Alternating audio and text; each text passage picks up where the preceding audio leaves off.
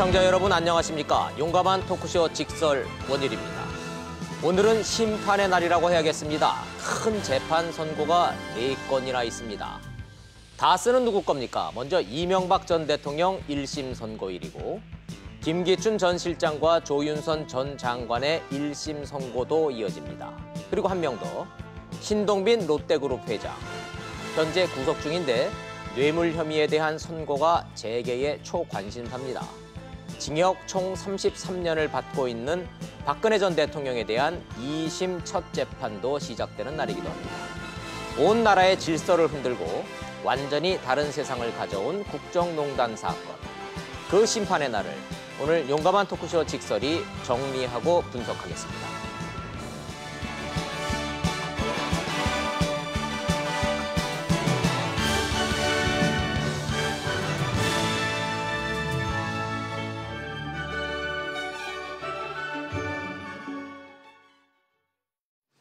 함께 해주실 세 분 소개하겠습니다.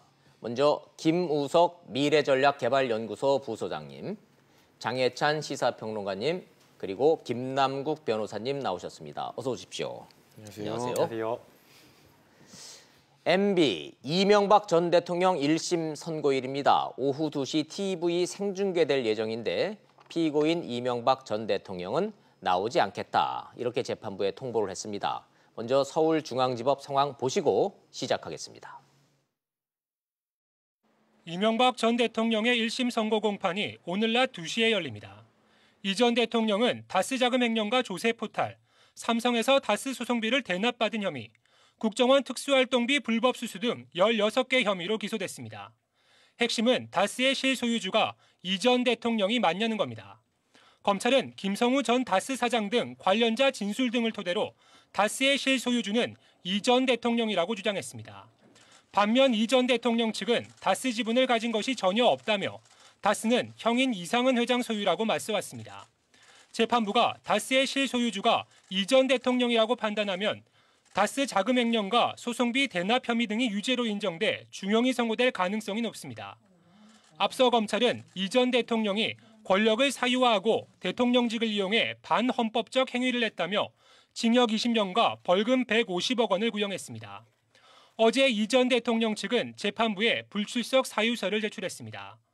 건강상의 문제와 경호상의 우려, TV로 생중계될 경우 국격이 훼손될 수 있다는 점을 들었습니다. 원칙적으로는 재판부가 강제 구인할 수도 있지만 박근혜 전 대통령의 전례에 비춰볼 때 불출석 상태에서 판결을 선고할 가능성이 높습니다. 박근혜 전 대통령은 제 선고일 날 나오지 않았고요. 이명박 전 대통령 나올 거다라고 하는 전망이 꽤 있었는데 결국은 나오지 않겠다. 그래서 오늘 TV 생중계는 피고인 없이 재판부가 선고문을 낭독하는 것만 보실 것 같습니다. 오후 2시입니다. 뭐 새삼스러운 내용도 아닙니다. 박근혜 전 대통령이 거부를 했었기 때문에. 먼저 장혜찬 평론가님한테 여쭤볼까요? 어설프게 취재한 기자들은 어제 다 틀렸어요. 출석할 거다라고 MB는 나올 거다라고들 전망들을 많이 하고 뭐 측근들한테 물어봤던 기자들은 그렇게 기사들을 일부 썼다가 결국은 확 뒤집혀서 뭐 안 나온다 그렇게 결정된 거네요. 그러니까 결국에는 생중계 여부가 가장 큰 쟁점이었던 것 같습니다. 그게 싫었던 거겠죠. 네, 이제 불출석 사유서를 보면 전직 대통령이 국민들이 다 지켜보는 데서 이 재판정에 출석해서 선고받는 과정을 보여주는 게 일단 국격을 훼손할 수 있다. 세 번째 저 사유죠. 그리고 국민 분열, 국민 단합을 저해할 수 있다는 건데요. 저 이유가 사실은 가장 큰 것 같고요. 뭐 건강상의 문제라든가 경호상의 우려 같은 경우는 행정적으로 충분히 예방이 가능합니다. 결국은 저 세 번째 이유 때문에 불출석을 한 것인데 이명박 전 대통령과 박근혜 전 대통령의 경우는 조금 다르다는 말씀 먼저 드리고 싶습니다. 박근혜 전 대통령 같은 경우는 재판 과정에서 지금 사실 우리나라 법정 자체를 보이콧하고 있지 않습니까? 그렇죠. 예. 그러나 이명박 전 대통령 같은 경우는 본인의 어떤 변호권을 적극적으로 활용하면서 다 나왔어요. 재판에 굉장히 충실하게 임하고 있거든요. 적극적으로 임했고. 지금 박 전 대통령은 우리나라 재판부를 무시하고 있다는 비판을 받고 있지만 이명박 전 대통령 같은 경우는 사법부를 존중하면서 지금 재판 절차에 굉장히 협조적으로 응하고 있습니다. 그런데 굳이 생중계를 해서 선고에 못 나오게 할 필요가 있었느냐. 사실은 재판부가 국민의 알 권리라는 이 재판 생중계도 중요하겠습니다만은 생중계를 하게 되면 전직 대통령 입장에서는 참석하기 어려운 게 자명하였다면 네. 사실은 선고 과정에서도 참석하게 하기 위해서라면 이 1심 선고 생중계를 굳이 고집할 필요는 없지 않았는가 하는 아쉬움도 저는 조금 남는 것 같습니다. 네. 그러나 이제 뭐 언론에서는 당연히 그동안에 전직 대통령들이 선고 받을 때는 전두환 전 대통령부터 시작해서 항상 TV 카메라를 허용을 했으니까 박근혜 전 대통령 때와 마찬가지로 동일한 잣대로 해달라고 요청을 했었고 재판부도 그걸 허용을 했었는데 결론적으로 하여튼 이명박 전 대통령이 거부를 하면 법적으로만 따지면 강제 끌어낼 수도 있죠. 원칙적으로는 가능은 한 거죠. 네, 피고인이 출석을 하지 않는다라고 하면 선고기를 연기를 하고요. 강제 구인을 해서 피고인이 출석한 상태에서 선고를 하는 게 법적으로는 맞습니다. 법은 그렇게 돼 있죠. 네, 그리고 이제 장혜찬 평론가님께서 이제 말씀하신 대로 이명박 전 대통령이 출석하지 않을 것을 좀 고려해서 생중계를 불허하는 것이 좀 타당하지 않느냐라는 일각의 이런 주장도 있는 것 같습니다. 아마 재판부에서도 신중하게 좀 고민을 했던 것으로 보이고요. 이 사안이 너무나 이제 중요한 사안이고 국민들이 너무나 관심을 가지고 있었던 사안이고 1년 내내 수사를 하면서 이명박 전 대통령의 이 법적인 어떤 부분에 대한 책임이 있는지 여부를 좀 알고 싶었던 거고 심지어는 이게 뭐 이명박 전 대통령의 단순한 뇌물 사건이 아니라 BBK와 관련된 부분은 이명박 전 대통령에 대한 투표를 하는데도 국민의 굉장히 중요한 의사결정에 영향을 미친 부분이기 때문에 재판부에서도 이 부분을 공개를 하지 않을 수 없다라고 판단을 한 것이고요. 네. 그래서 아마 피고인의 어떤 권리나 이런 것들을 좀 존중하기 위해서 생중계는 좀 허용을 하되 이 피고인석, 그러니까 이명박 전 대통령이 선고 과정에 어떤 표정을 짓고 어떤 태도를 하고 있는지 이명박 전 대통령을 촬영하진 않고 재판부만을 이렇게 촬영하도록 했고 또 그다음에 이제 방송사 카메라가 좀 들어가지 않도록 해서 아마 피고인이 가지고 있는 권리라든가 국민의 알 권리 이런 부분을 좀 절충한 것으로 보입니다. 그럼에도 불구하고 피고인 이명박 전 대통령은 나오지 않겠다라는 서류를 보냈고 재판부는 뭐 굳이 꼭 강제 구인하지 않겠다 이런 입장인 거죠. 네, 그렇다면 불출석 상태에서 선고문을 낭독하겠다 이렇게 결정된 거라고 보면 됩니까? 네, 그렇게 이해하면 좋을 것 같습니다. 그게 또 바뀔 일은 없는 거죠. 바뀌기는 좀 어렵다고 봅니다. 그렇습니다. 네. 그럼 시청자 여러분들은 오늘 이명박 전 대통령이 출석하지 않은 상태에서 선고문이 낭독되는 것을 보겠구나 이렇게 보시면 될 것 같습니다. 김우석 부소장님 보기에 결국 이제 쟁점은 이명박 전 대통령이 그동안에 공판에서 꼬박꼬박 다 나왔잖아요. 네. 박근혜 전 대통령처럼 거부하지는 않았으니까. 결국은 이제 우리 숱하게 들었던 건데 다스는 누구 겁니까? 그럼 이 다스는 누구 겁니까라는 거에서부터 이 재판 선고가 시작되는 건가요? 네, 그렇죠. 사실 다스가 누구 거냐가 그 다음에 횡령이나 아니면 정치자금법이나 이런 부분들에 대해서 굉장히 전제가 되는 사건이기 때문에. 그게 첫 단추인 거죠. 네, 그래서 이 부분이 굉장히 중요한 쟁점이면 틀림이 없습니다. 예, 그러면 뭐 시청자들이 이제 그 내용에 대해서는 이미 다들 많이 알고 계시지만 재판 과정에서 이게 어떻게 됐는지는 이제 우리 일반인들은 재판 과정은 잘 모른단 말이죠. 네. 그렇다면 다스의 실소유주라고 하는 검찰의 주장과 네. 법적으로 주식이나 돈의 흐름만 놓고 보면 MB와 다스의 직접적인 연관관계는 없기 때문에 실소유주 아니다라고 하는 변호인의 이 충돌은 재판 과정에서 어떻게 정리가 돼 있습니까? 제가 보기에는 이게 가족 기업이면 틀림이 없는 것 같아요. 예. 그래서 실제로 이 사건이 벌어지기 전에는 암암리의 가족들이 같이 도곡동 땅이라고 하는 것도 지분이 나뉘어져 있었고요. 네. 다스라고 하는 그 회사의 기본이 되는 자금은 도곡동 땅에서 나왔는데 도곡동 땅이라고 하는 것들은 가족끼리 또 같이 가지고 있었던 거 아닙니까? 네. 그렇다고 하면은 어차피 도곡동 땅을 같이 해가지고 했다고 하면 다스는 가족 기업이었던 것 같아요. 네. 그러면은 실질적으로 가족이 운영했을 때는 목소리가 큰 사람이 주인 행사를 하게 돼 있는데 네. 당시는 대통령이기도 했고 권력을 가지고 있었으니까 아무래도 목소리가 컸겠죠. 예. 그런 면에서 상당 부분 다스가 누구 거냐라고 하는 거에 대해서 뭐 의심을 가질 법도 한데 지금 같은 경우에는 실제로 본인이 다스는 내 것이 아니다라고 주장을 했고 네.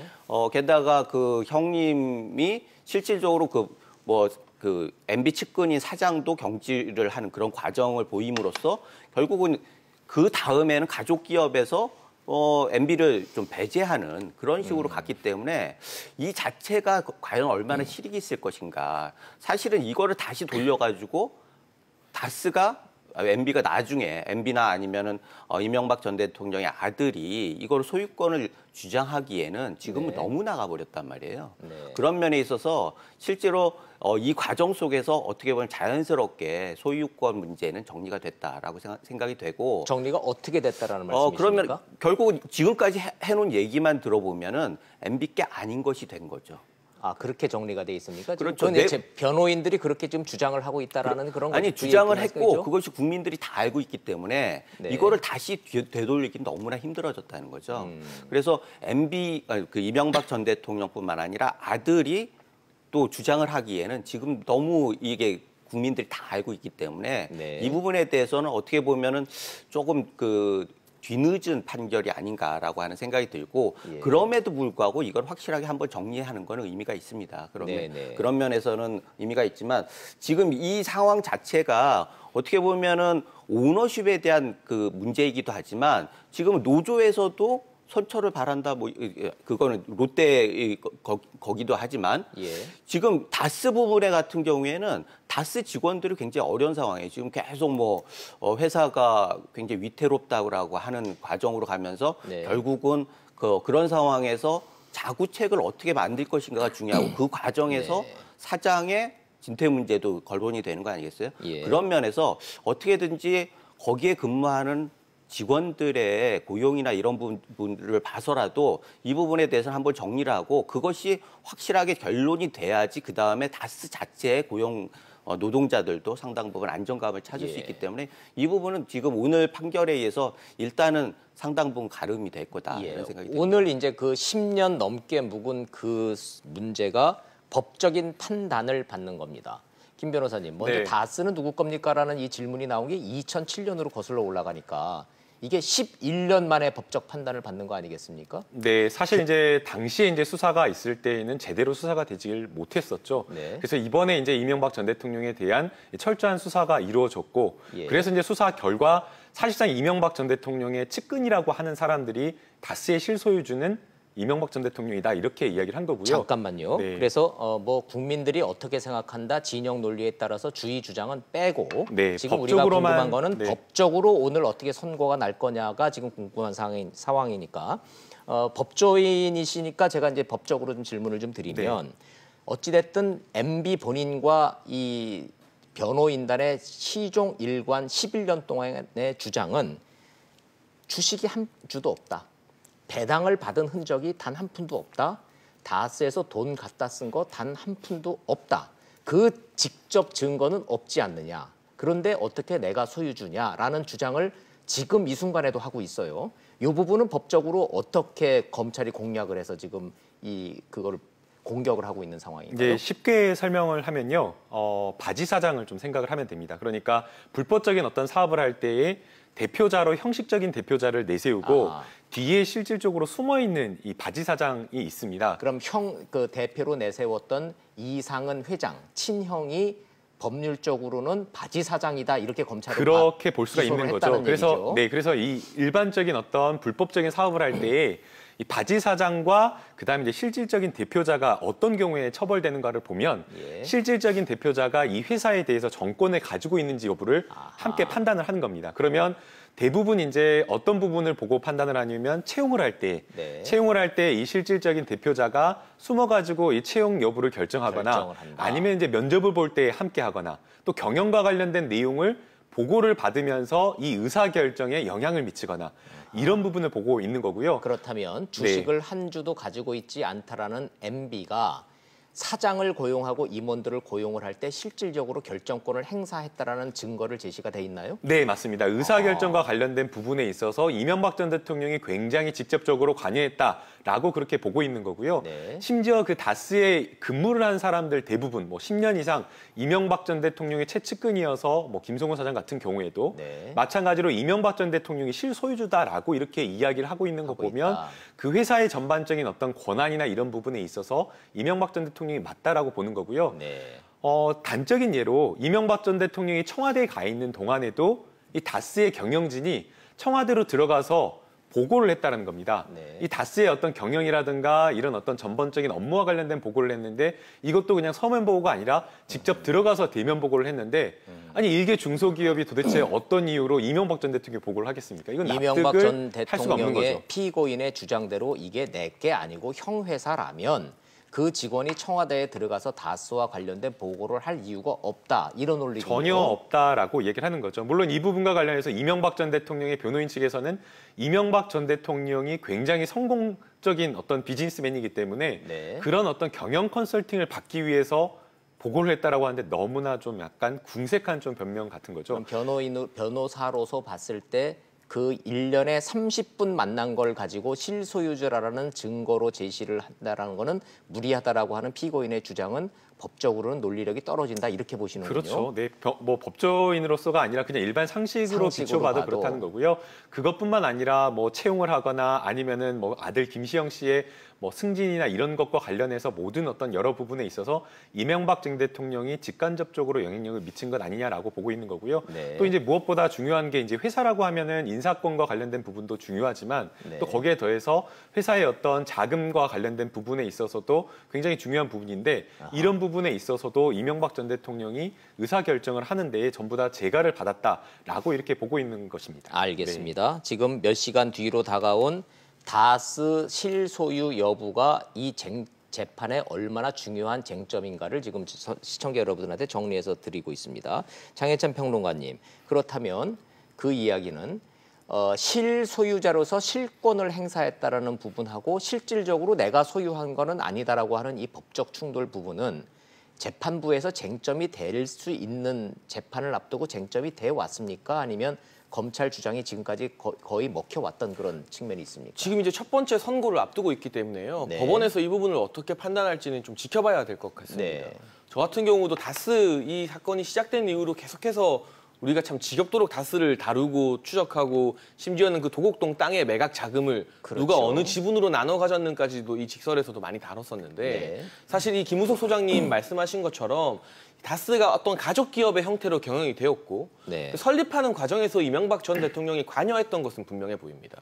그 도곡동 땅이라는 그 시드머니를 만들었던 네. 그 매각 자금을 가족들이 서로 나눠 갖고 있었기 때문에요. 하지만 실소유주인가와 네. 이것이 가족 경영 형태로 유지되었는가는 분명히 다른 문제이거든요. 네. 우선은 기본적으로 이명박 대통령 쪽을 제가 변호하는 것은 아닙니다만 어떤 단 한 주의 주식이나 배당을 받은 흔적이 전혀 없다는 점. 사적으로 이 자금을 이용한 것을 보면 김윤옥 여사가 다스의 법인카드를 사용한 흔적들이 보여요. 네. 하지만 이런 것들은 이 가족 형태로 운영되는 중소기업이나 중견기업에서 네. 소유주의 측근들이나 가족들이 법인카드를 막 쓰는 것은 물론 안 될 일입니다만 우리가 이 사회에서 흔히 보이는 어떤 풍경입니다.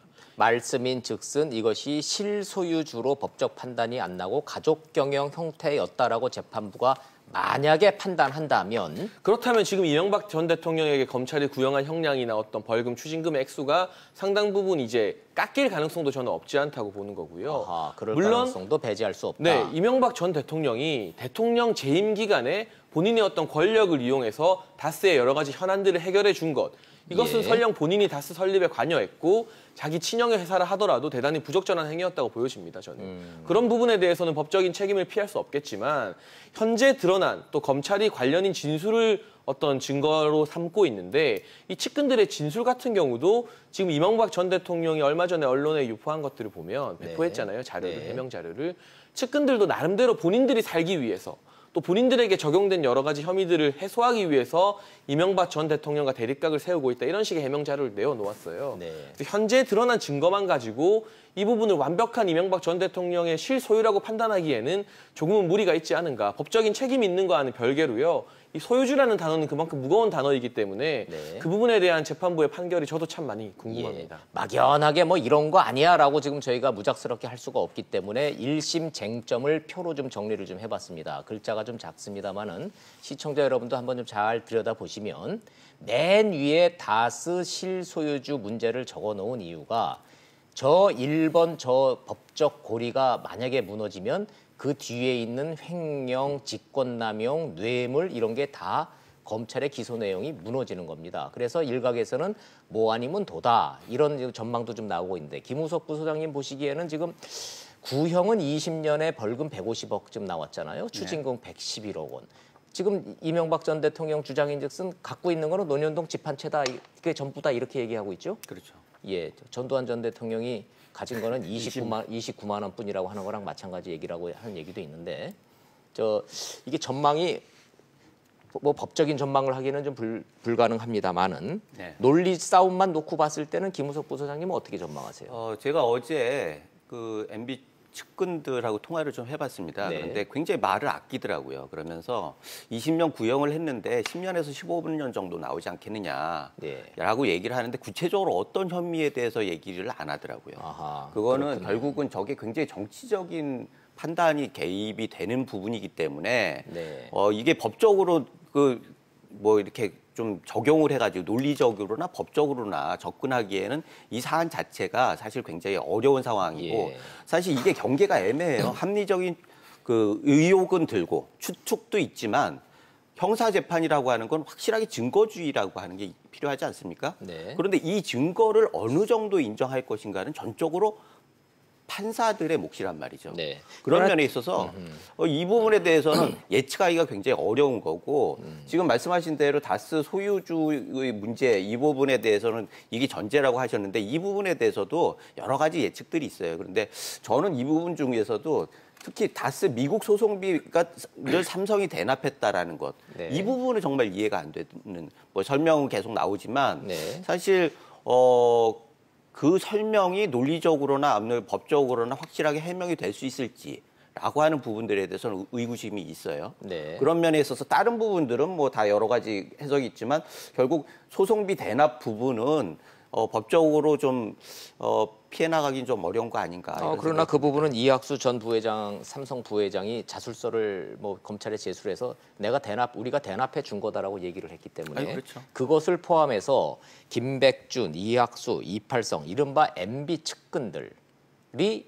검찰 수사 과정과 공판 과정에서 MB하고는 완전히 앞으로 2년 끊겠다라는 식으로 다 진술을 한 부분도 박근혜 전 대통령과는 좀 다르기는 합니다. 지금. 맞습니다. 이 사안 자체가 재판 예. 자체가 이제 김우석 소장님께서는 정치적인 어떤 사안이기 때문에 판단하기가 좀 모호하다 그렇게 말씀을 해주셨는데 정치적인 사안이 전혀 아닙니다. 이 형사 재판이고요. 이 수사의 시작을 좀 살펴볼 필요가 있는데요.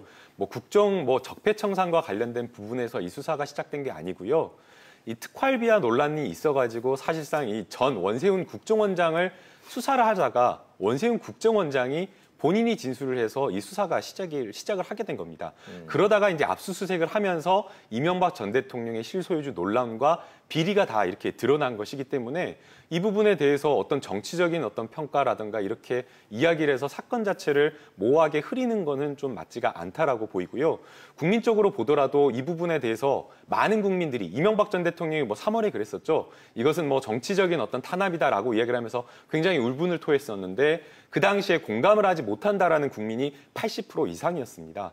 수사가 그때 초기에 이명박 전 대통령에 대한 구체적인 혐의와 증거가 나오지도 않았을 시점에 국민들이 받아들였던 것이었고요. 네. 지금은 이미 이명박 전 대통령에 대한 구체적인 어떤 증거라든가 그리고 또 특히나 이 부분에 대한 대부분의 어떤 증거가 이명박 전 대통령이 가지고 있었던 물적 증거 그리고 이명박 전 대통령의 측근에서 나왔다는 걸 생각하면 이걸 어떤 정치적인 어떤 수사라고 평가를 하기는 좀 어렵다라는 생각이 듭니다. 네. 이 부분에 대해서 꼭 하나 말씀드리고 싶은 건 네. 다스가 누구 겁니까? 이런 부분은 처음에 사실 네거티브 캠페인적인 요소가 있었어요.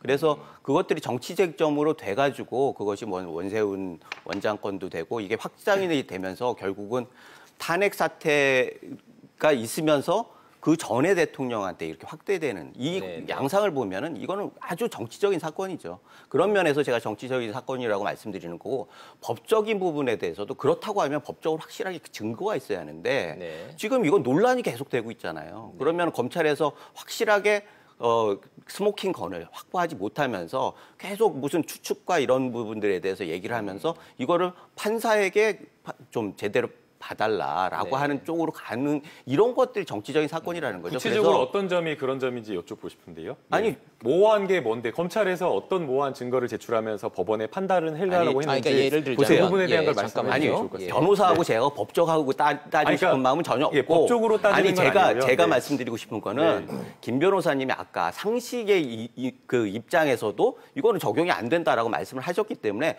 저는 일반인 입장에서 정치평론가 입장에서 이 사안을 바라보는 거고 네. 검찰에서 주장하는 것들이 확실하게 근거가 있지 않다라고 판단하기 때문에 말씀드리는 그러니까 거예요. 그렇다라고 네. 하면 그 예나 어떤 구체적인 거를 한번 예를 들어주시면 좋을 것 같습니다. 아니, 그거는 제가 아까 말씀드렸잖아요. 이거는 맥락에 대해서 이해를 하는 거지 확실하게 증거를 얘기하고 있지. 아니, 방금은 검찰이 제대로 된 증거를 좋습니다. 제출하지 아니죠. 않고 그렇게 법원에 판단을 제가 아니, 하고 그건 이해를- 법정에서 예, 얘기하는 제가 거고 이해를- 여기에서는 예, 정치평론 같은 거 아니에요. 그러니까 그렇습니다. 어떤 잠깐만요. 주장을 한다고 하면 거기에 대한 구체적인 어떤 근거는 제시하면서 이야기를 해야 되지 않을까요? 아니 근거를 제기 안 하셨잖아요. 아니, 지금 저는 말씀을 드린 아까 거잖아요. 앵커가 말씀하셨듯이 법조인으로서 어떻게 생각하십니까? 라고 네. 얘기를 했는데 김 변호사님은 법조인의 그게 아니라 일반인으로서도 그거는 네네. 예의가 안 되는 거 아니야? 아니요, 이렇게 저는 제가 말씀하시는 진행자로서 잠깐만요. 죄송합니다. 제가 오해하는 예. 거는 제가 아니요. 정리해야 되니까요. 무엇을 질문하셨는지는 시청자 여러분들이 충분히 이제 이해를 좀 하셨을 것이고 말씀의 요지는 이것이 형사 사건이 아닌 정치적 사건이라고 말하는 증거가 있어야 된다는데 그 증거를 뭘 말을 하는 거냐라는 질문으로 이해를 했으니까 요지를 지금 이 사건의 진행 과정에서 MB와 MB 변호인들은 끊임없이 주식이 나왔냐, 현금이 나왔냐, 돈 거래가 나왔냐를 거기에 대한 증거가 없지 않느냐라는 얘기를 시종일관 하고 있기 때문에 이 부분을 재판부는 그럼에도 불구하고 실소유주로 인정할 거냐 말 거냐에 대한 법적 판단이 오늘 내려진다는 점 여기까지만 좀 정리를 좀 하고 오늘 2시죠. 네. 네, 2시에 선고 2시에 선고 시작되면 보통 한 20분 걸리나요? 이게 두갈식으로 나옵니까? 미갈식으로 나옵니까? 두 가지식으로 나오지 않을 가능성이 높고요. 대개는 이제 그럼 지금 끝까지 다 들어봐야 다 되겠네요. 들어봐야지 몇 년형의 선고가 나올지는 알 아하, 수가 있는 것이고요. 좋습니다. 아마 재판부에서는 이 판결문 전체를 읽지는 못할 겁니다. 예. 이 판결문 같은 요지를 경우 읽겠죠. 요지 선고문만 읽도록 할 거고 주요 쟁점에 대해서 설명을 할 거고요. 예. 아마도 이제 제일 처음에 이제 설명을 하는 것은 이제 뭐 변호인 측에서 주장하는 것도 보겠지만 결국에는 다스가 실소유주가 누군지 여부가 확인이 되어야지 이런 식으로 이것을 예. 통해서 뇌물이라든가 업무상 횡령이라든가 이런 것들이 인정되기 때문에 전제가 되는 다스의 실소유주 논란부터 예. 확인을 할 것으로 보입니다. 뭐 패턴으로만 놓고 보면 재판부의 선고문 요지라는 것이 피고인은 이러이러해서 무죄임을 주장하나 그러나 but 이래서 이거는 말이 안 되고 이거는 이래서 말이 안 되고 이래서 돼서 결국은 피고인에게 얼마를 선고 땅땅땅 이런 식으로 진행이 되다 보면 좀 인내심을 가지고 TV 생중계되는 재판부의 선고문을 잘 한번 들어보시는 게 관전 포인트라는 점 중간 정리하고 여기에 대한 정치적 논쟁과 진영에서 나오고 있는 각종 얘기들은 다음 기회로 한번 좀 넘기시죠. 자, 그래서 다음 주제가 이명박 전 대통령과 함께 지금 재계가 초미의 관심의 대상은 사실은 신동빈 롯데그룹 회장이에요. 신동빈 롯데그룹 회장이 지금 법정 구속돼서 지금 구속돼 있는 상태라는 것도 의외로 많은 분들이 잘 모르고 계세요, 장혜찬 평론가님. 그러니까 만약 구속이 안 됐으면요, 신동빈 왜냐하면 회장 같은 경우도 예. 이번에 북한 같이 가지 않았을까 그렇죠. 싶은데 같이 갔었어야죠. 못 갔거든요. 예. 그리고 근데 지금 징역의 1년 8개월 받고 집행유예 2년 받은 게 있고 네. 법정 구속이 된 게 있고 이게 두 개로 나눠져 있죠. 네, 지금 구속된 사안 같은 경우는요, 이제 뇌물 공여 혐의입니다. 네. 이 혐의가 바로 이제 최순실 씨 국정농단과 관련된 혐의로 지금 현재 구속이 되어 있는 건데요. 아하. 지금 뭐 최순실 씨가 K스포츠 재단이나 미르 재단 같은 이 동계 스포츠 활성화 재단 만들면서 기업들로부터 뭐 출연금을 많이 받았는데 네. 롯데와 SK만 유독 한 번 더 추가 출연을 요청받았습니다. 네. SK 80억, 롯데 70억을 요청받았는데 네. 롯데가 70억을 줬다가 이 부분이 이제 문제가 될 것 같아 다시 돌려받았어요. 그렇죠. 추가 출연금을. 그래서 예. 이 추가 출연 70억이 뇌물로 인정이 되면서 신동빈 회장이 지금 구속되어 있는 상태이고요. 이 경영 비리 혐의에 대해서는 상대적으로 1심에서 집유가 나온 만큼 형이 가벼운 편인데 네. 이 부분 이제 신동빈 회장의 방어 논리는 본인이 직접 이런 경영 비리 예를 들면 뭐 극장에 또 네. 매점을 임대해 준다던가 예. 그리고 신격호 명예회장의 이제 사실혼 관계인 서미경 예. 씨에게 서미경 씨한테 네, 돈 여러 가지 주고, 혜택을 준 것, 혜택 주고 돈을 이런 준 거. 것. 이 부분은 본인의 의사가 아니라 아버지인 신격호 명예회장의 의사였다. 네. 그래서 본인은 관여할 수 없었다는 주장을 내세우고 있고요. 네. 핵심이 되는 것은 역시나 이 70억 원이 뇌물이냐 아니냐일 텐데 지금 항소심 과정에서 결정적인 증거가 한번 뒤바뀌었습니다. 어떻게 바뀌었죠? 원래 이제 안종범 전 수석 같은 경우 롯데에서 먼저 연락을 해와서 네. 대통령을 만나고 싶다는 연락을 해와서 면세점 특허와 관련된 현안을 보고받고 이제 묵시적 청탁이 이루어졌다. 네. 그에 대한 대가로 70억 원의 추가 출연이 있었다는 말을 1심 과정에서 했었는데 지금 항소심이 진행되는 과정에서 알고 보니까 안 전 수석이 먼저 문자를 보낸 겁니다. 네. 대통령이 만나고 싶어 한다고. 아하. 결국 롯데가 먼저 현안을 가지고 만나자 접근한 게 아니라 예. 대통령이 롯데에게 먼저 만나고 싶다는 의사를 전달했기 때문에 이 부분은 뇌물이라기보다는 어떤 강요에 의한, 강압에 의한 뭐 그런 돈이 아니냐 그런 쪽의 주장을 롯데에서 하고 있는 것으로 보여지고요. 그래서 언론에서 묵시적 청탁이 쟁점이다라는 얘기가 그래서 나오는군요. 네, 그리고 면세점 특허라는 현안의 유무도 상당히 중요한데 네. 안 전 수석 같은 경우 1심에서는 이 식사 자리나 롯데 쪽 이제 주요 고위 경영진과 통화를 하면서요. 면세점에 대한 이야기를 했다고 증언했습니다. 네. 하지만 항소심 과정에서 그 롯데 쪽 고위 관계자와 통화한 시간이 29초였다는 게 드러났습니다. 예. 그러니까 우리가 상식적으로 29초 동안 통화를 하면서 그런 현안에 대해서 이야기하기가 쉽지 않을 거라는 판단이 가능할 것 같고 네. 그리고 본인 스스로도 식사 자리에서 면세점과 관련된 대화는 나누지 않았다고 증언을 바꿨거든요. 예. 그러니까 결정적인 증인이었던 안종범 전 수석의 증언이 지금 흔들리고 있다는 점, 아하. 이 진술의 신빙성을 담보하기 힘들다는 점이 이 항소심에서 신동빈 회장을 과연 집행유예로 풀어줄 것인가 아니면 계속 구속될 것인가를 가르는 주요한 포인트가 될 것 그러네요. 같습니다. 이런 얘기예요. 여보세요, 아무개입니다. 네, 다음에 뵙겠습니다. 안녕히 계십시오까지의 통화 내역이 29초란 얘기예요. 그렇죠. 그럼 앞에 그냥 뭐 인사말 안 했을 리 없고 앞뒤고 나면은 한 45초, 한 20초쯤 된다는 건데 20초 동안에 그 얘기를 따다다다다 해서 청탁을 했다. 이제 이거는 말이 안 된다. 이 얘기예요, 지금. 그렇죠. 상식적으로 말이 안 된다고 의심할 수 있는 부분이죠. 예, 그런 내용들이 지금 쟁점입니다. 요거 관전 포인트가 있으니까 신동빈 회장의 예상 형량해서 지금 쟁점 정리된 표를 다시 보여드리면서 우리 김남국 변호사와 함께 조목조목 좀 한번 좀 짚어보도록 하겠습니다. 역시 좀 글씨가 작아서 좀 오래 보여드릴 테니 김남국 변호사님 설명 좀 부탁드릴게요. 왼쪽 부분 있잖아요. 네, 1심에서 있었던 사건은 이 경영비리 혐의와 뇌물규경 혐의입니다. 이게 예. 함께 이제 수사가 돼가지고 같이 이제 기소가 된 것이 아니기 때문에 별건으로 해서 분리해서 1심에서 선고가 되었던 것이고요. 그러면은 왼쪽 경영비리 혐의만 놓고 보면 감옥 갈 일은 아니었던 얘기로 나왔어요. 그때까지만 하더라도 이 집행유예가 선고된 것이고요. 그렇죠. 이 집행유예가 선고된 이유는 이 경영비리와 관련된 그 혜택을 받은 게 사실 신영자 전 이사장이었는데 네. 이 부분에 대해서 이 롯데 신동빈 회장이 직접적으로 뭔가 한 거는? 특혜를 주거나 뭔가 이렇게 경영과 관련된 부분에 있어서 뭐 업무상 횡령하는 데 도움을 주거나 그렇다기보다는 아버지가 이제 신격호 회장이 지시를 다 하는 했다. 부분에 암묵적으로 동의를 하거나 동조를 했다라는 그런 어떤 공범인 측면에서 일부 이제 유죄가 인정이 되어서 집행유예가 나온 것이고요. 결론 요지를 제가 꼼꼼히 살펴봤더니 그중에 회장인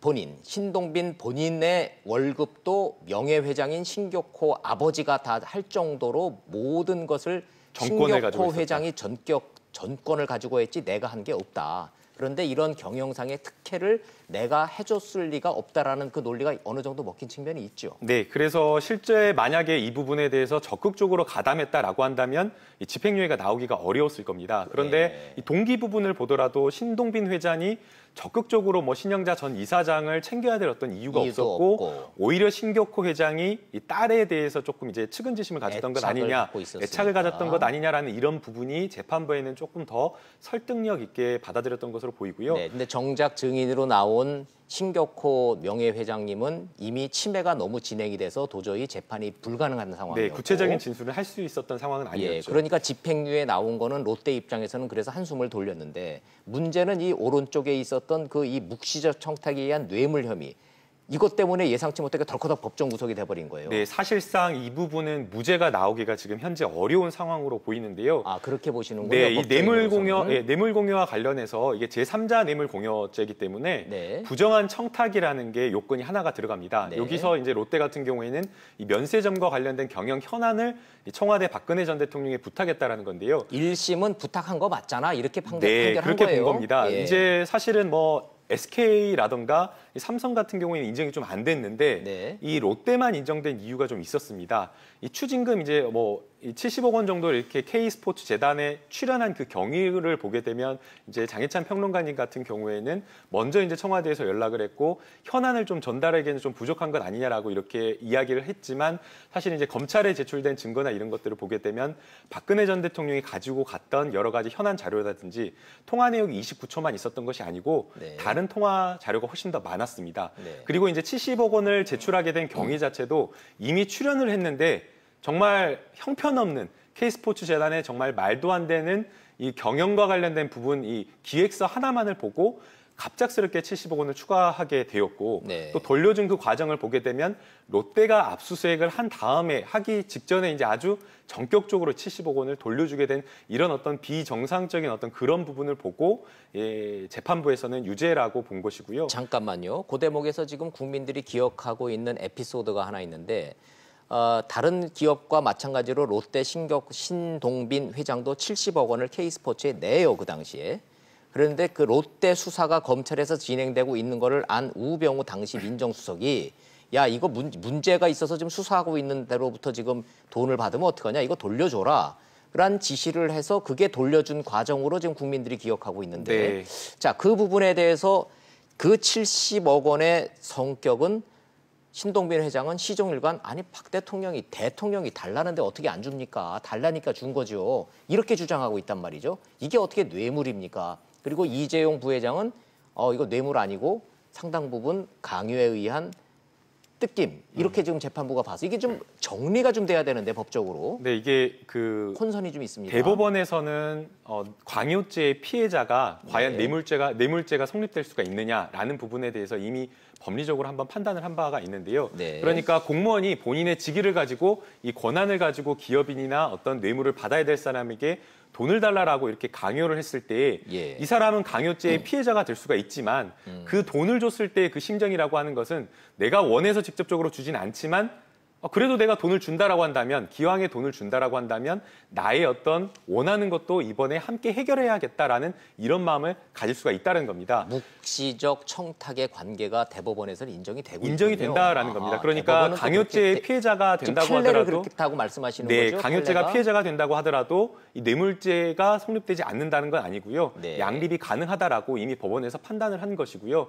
롯데 같은 경우에는 구체적인 경영 현안이 있었다라는 것이고 추가적으로 이 부분에 대해서 박근혜 전 대통령이 요청을 했을 때에 롯데와 SK에 대해서만 추가적으로 요청을 했는데 그 부분과 관련해서도 롯데와 SK만 경영 현안과 관련해서 굉장히 좀 약점이 있었다는 거죠. 약점이 있었다. SK 같은 경우에는 최태원 회장이 구속되어 있는 그런 상황이어서 재판을 받고 있었던 상황이 예. 있었던 것이고 롯데 같은 경우에는 롯데 면세점이라고 하는 구체적인 현안이 있었기 때문에 아하. 약점이 있어서 청와대에서 이렇게 예. 뭔가 이렇게 요구를 추가적으로 한 것이 아니냐라고 본 것이고 합리적으로 의심할 만한 현안이 분명히 있었다. 이거를 좀 중시할 거다 이렇게 보시는 네, 거예요. SK 같은 경우에는 똑같이 롯데처럼 청와대로부터 추가적인 요구를 받았는데도 불구하고 받아들이지 않았다라고 합니다. 네. 왜 SK에서는 받아들이지 않았냐라고 하니까 추가적으로 요구하는 것 자체가 법적으로 문제가 될 수 있었다고 보는 것이고요. 예. 그 당시에 이제 K스포츠 재단에서 와가지고 구체적으로 뭔가 이제 이야기를 하면서 하는데 승마와 관련된 부분 전혀 몰랐다라고 하고 독일에서 뭐 지원한다라고 하는데 독일어는 전혀 한마디도 못하고 그다음에 기획서라고 제출한 내용을 보게 되면 너무나 형편없는 거짓과 관련된 부분이어가지고 SK에서는 차일피 미루면서 주지 않았다라고 이야기를 하고 그래서 청와대에서 그 당시에 그거를 거부하고 시간을 끌고, 네. 당모 전무라는 사람이 결국은 최태원 회장을 살린 거다 이런 얘기가 그런 나오고 이야기가 있잖아요. 있었죠. 네, 예. 그래서 SK와 롯데를 비교해 봤을 때에도 롯데가 이렇게 청탁을 좀 묵시적 청탁을 하고 그다음에 출연한 어떤 경위나 이런 것에 비춰봤을 때 뇌물이다 본 거고요. 네. 제가 이제 앞서 왜 이게 유죄가 나올 가능성이 높다라고 한 이유는 이미 박근혜 전 대통령과 최순실 씨의 항소심 재판이 있었는데 네. 그 부분에 대해서 이미 유죄가 인정되었기 때문에 아하. 다른 재판부 두 재판부에서 유죄가 인정된 것을 사실상 다른 독립된 재판부가 여기서 또 부인하기는 좀 어렵지 자, 않나라는 김 생각이 듭니다. 변호사님의 전망의 결론은 경영 비리 집행유예 부분이 문제가 아니고 뇌물 부분이 2심에서도 유죄가 나올 가능성이 이러한 이유로 많기 때문에 결국은 구속 상태를 명키 어려울 것이다. 이렇게 전망하시는 거예요, 지금. 네, 맞습니다. 알겠습니다. 법적으로는 그렇게 좀 전망을 하시고. 자, 김우석 부소장님 같은 경우에는 저희가 이제 이른바 이제 묵시적 청탁이 되고 다른 기업들 형평성 문제는 설명이 다 됐으니까. 그럼에도 불구하고 국민들이 상식선에서 봤을 때 좀 앞뒤가 안 맞는 판결에 대한 의구심은 여전히 좀 남아 있습니다. 좀 표를 보여드릴게요. 박근혜, 이재용, 신동빈만 놓고 봤을 때 판결에 일관성이 있어야 되는데 박근혜 전 대통령 그 묵시적 청탁과 뇌물에 대한 거 보십시오. 1심 불인정됐죠? 2심은 뇌물 맞다고 지금 돼 있죠. 지금 표를 화면에 지금 띄워서 보여드리고 있습니다. 시청자 여러분들께. 이재용은 1심은 인정됐는데 2심은 불인정되면서 집행유예로 나왔고요. 자, 그럼 이제 신동빈 회장 2심만 남았는데 저 인정 불인정이 일관성이 없기 때문에 롯데 입장에서는 당연히 2심에서 불인정해달라 이렇게 요구하지 않겠습니까? 그렇죠. 재판부에 대고. 당연히 그렇게 할 수 있고 내심으로는 뭐 그렇게 바라고 기대도 있겠죠. 할 수 있는 상황이죠. 그래서 사실은 뭐 오늘 재판들이 많기 때문에 저는 어제 그 롯데 핵심 관계자하고 통화를 좀 해봤어요. 예. 그런데 역시 MB 그 참모와 마찬가지로 굉장히 조심스러워 하더라고요. 예. 그러면서 법적인 문제는 뭐 법적으로 하겠지만 결과적으로는 지금 100조의 그 규모를 가지고 있는 회사가 네. 오너십이 없으면서 그래서 그 100조가 국내 것이 맞는지 의구심이 되는 상황을 계속 방치할 수 있다. 그런 우려를 하더라고요. 무슨 말씀이시죠? 지금 뭐 70억 뇌물이냐 아니냐 이거가 지금 재판의 쟁점이라고 그러는 것이 일관성이 있느냐 지금 재판부가 어떻게 볼까를 지금 이제 고민하고 있는 요 단계인데 네. 갑자기 100조의 기업이라는 얘기는 무슨 말씀이십니까? 결과적으로 이 부분은 그 재판부에 따라서 달라질 수 있다는 얘기예요. 롯데라는 기업의 전체적인 큰 그림으로 봐줘야지 요 사안만 보면 안 된다는 그렇죠. 논리를 갖고 있던가요? 아니 그러니까 뭐 법적으로 따지는 거 다 따지죠. 예. 그래서 뭐 지금 말씀하신 대로 박근혜 전 대통령이나 이재원 부회장 같은 경우에 판결이 갈렸잖아요. 네.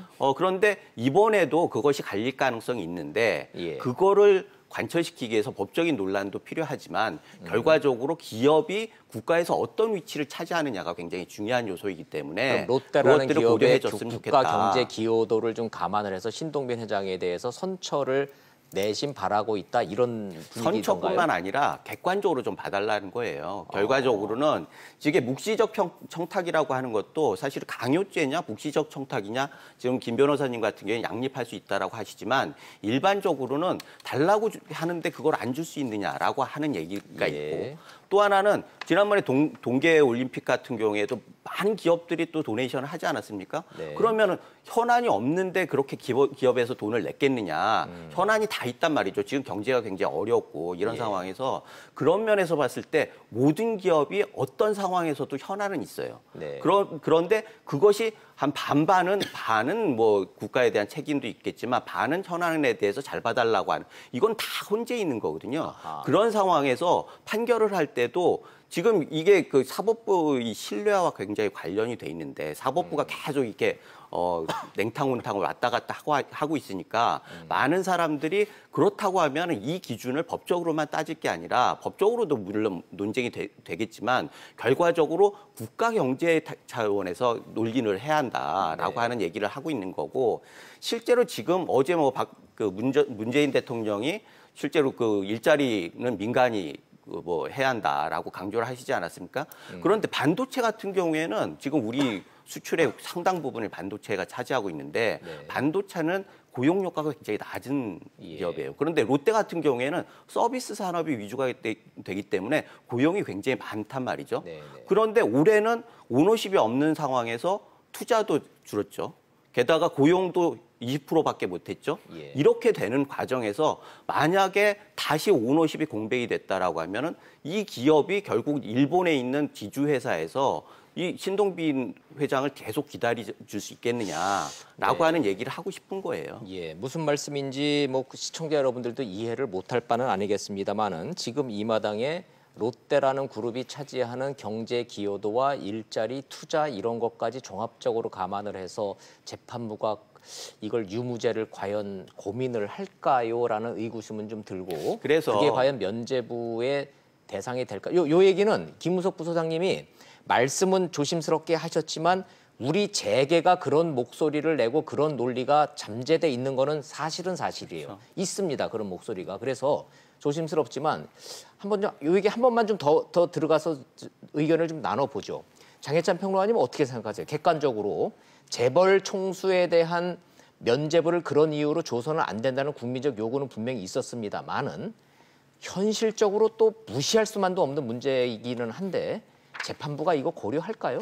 저는 재판부가 그러한 것까지 고려는 하지 않을 거라고 봐요. 아, 이번에는. 물론 신동빈 회장이 계속 구속되어 있음으로 해서 여러 가지 미치는 경제 파급 효과들, 네. 좋지 않은 효과겠죠. 고용이 악화되고 롯데 같은 경우도 원래는 11조 정도의 MBA와 투자를 예상했다가 오너십의 부재 때문에 다 취소한 바가 있습니다. 네. 그런 부분들은 우리가 사회 경제적으로 따로 분석하고 전망하는 것은 물론 의미가 있고 해야 될 일입니다만 그런 것까지 사법부가 이전에는 알게 모르게 고려했다 치더라도 네. 더 이상은 그런 고려에 대한 부분은 접고 정말 법적인 근거만 가지고 판결을 해야 된다. 네. 이게 이제 우리가 나아가야 될 올바른 방향인 것은 분명해 보이고요. 네. 그러나 지금 법적으로도 지금 롯데가 뭐 만약에 이것이 뇌물로 인정이 되면 롯데의 기존 지금 면세점 사원 특허권이 취소될 수도 있습니다. 예. 왜냐하면 뇌물에 의한 대가이기 때문에. 그렇죠. 그렇게 되면 수천 명, 수만 명의 이제 고용 인력들이 다 실직자가 되는 겁니다. 그런 후폭풍이 네. 있기는 있어요. 그런 실제로. 부분에 대해서 우리가 이야기를 하는 것은 당연한 일이지만 네. 사법부가 그런 것까지 고려해야 된다. 저는 그것은 아니라고 그거는 보고요. 아니다. 별도로 이제 증거 능력. 사실 예. 1심에서의 가장 중요한 증거 중 하나가 안종범 전 수석의 수첩과 진술이었는데 네. 그런 것들에 있어서 번복이 되면서 신빙성이 흔들렸다는 점. 이재용 부회장 경우에는 안종범 수첩의 증거 능력이 엇갈렸단 말이에요. 네, 그런 그럼 것 이번에도 때문에 신동빈 회장도 똑같이 적용이 된다면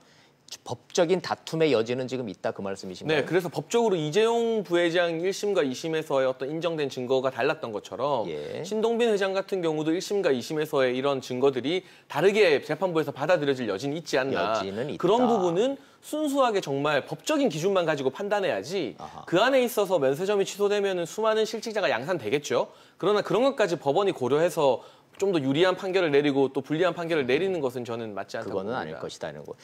저기 네. 뭐 그 경제 기여도 파급 효과 이런 거 여쭤보면 김남국 교수님은 택도 없는 소리라고 그러실 게 뻔하실 것 같아서 그 질문 생략하고 건너뛰고 그 부분만 좀 법조인으로서 어떻게 판단하십니까? 이 안종범 수첩의 그 증거 능력이 이재용 재판에서 엇갈렸는데 신동빈 회장 재판에서도 엇갈릴 개연성 있습니까 없습니까? 결국에는 이제 1심과 2심에서는 이제 사실상 이 부분에 대한 증거 능력을 조금 제한적으로 본 건데요. 그러니까 네. 안종범 수석이 쓴 이 수첩이라고 하는 것은 본인이 직접 들은 것을 이렇게 메모했다고는 하지만 박근혜 전 대통령이 이것을 말하지 않았다라고 하면 사실상 이거는 전문 증거인 겁니다. 네. 그런데 이 그러니까 들은 것을 전에 전 거죠. 들은 얘기란 얘기예요. 네, 그러면 안종범 수첩이기 때문에 안종범 수석이 이거를 썼다라고 하면 이게 맞는 거 아니냐라고 생각할 수 있겠지만 예. 문제가 있는 겁니다. 그러면 누군가가 듣지도 않는 거, 실제 듣지도 않은 거를 내가 써가지고 이게 진짜 이 사람이 한 말이다라고 해가지고 주장하면, 주장이 예. 돼버리면 너무 억울한 거잖아요. 그러면 너무나 억울한 예. 일이 발생할 수 있기 때문에 우리 법원에서는 이 전문 법칙에 대해서 증거 능력을 엄격하게 제한을 하고 있습니다. 전문 증거는 정황 증거, 간접 증거로만 채택이 돼 있지 직접 증거로는 안 된다. 맞습니까? 앵커님께서 변호사를 하셔도 될 것 같습니다. 바로 이제 이 이유 때문에 직접적인 증거로서는 사용할 수 없다라는 거고요. 네. 다만 이제 이 정황, 그러니까 박근혜 전 대통령이 독대를 하고 나와서 이런 정도의 이야기는 한 거 아니냐. 왜냐하면 박근혜 전 대통령이 누구와 이재용 부회장과 직접적으로 독대를 한 다음에 구체적으로 어떤 지시를 딱 내렸다라고 하면 실제 이런 이야기를 두 사람 사이에 나눴는지 없는지는 확인할 수는 없겠지만 네. 적어도 나눴다라는 것을 추정할 수 있는 간접 사실 정도는 될 수 있다라는 겁니다. 네. 그래서 이 안종범 수석에 써 있는 내용 자체를 모든 사실이 그 안에 있었던 내용을 모든 사실을 인정할 수는 없겠지만 적어도 독대 과정에서 나왔던 이야기를 추정할 수 있는 간접적인 증거로는 사용할 수 있다라는 게 예. 항소심 재판부의 판단인 겁니다. 일 겁니다예요. 우리는 전망하는 거지 지금 결론을 얘기하는 건 아니에요. 그래서 제 질문의 그 핵심을 살짝 비껴가신 것 같아서 다시 한번 여쭙습니다. 네. 이재용 부회장 재판 때는 그 증거 능력 때문에 운명이 갈렸잖아요. 집행유예로 풀려나냐 아느냐, 계속 감방에 있느냐, 집행유예로 풀려나느냐의 운명이 갈렸는데 신동빈 회장도 그럴 개연성이 있냐 없냐를 여쭤보는 겁니다. 있다라는 겁니다. 아하, 1심에서는 있다. 아예 아예 안종범 수석이 없었지만, 없다라고 네, 했는데 네. 이것도 대법원에서 법리 판단이 있습니다. 그러니까 이 전문 증거와 관련해서 다 이 증거 능력이 없는 것이 아니라 예. 그 전문 증거의 내용을 제한적으로 선별해서 보면 간접 증거로는 적어도 사용할 수 있다라는 게 이미 대법원 판례가 있습니다. 예. 검색해 보면 다 나옵니다. 알겠습니다.